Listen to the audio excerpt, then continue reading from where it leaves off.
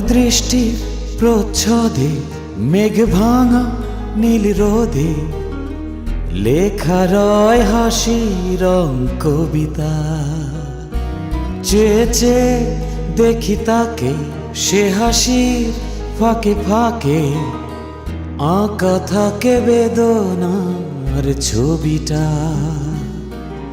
সে যেন হাওয়ায় ওড়া প্রজাপতি, একজন মায়াবতী মায়াবতী।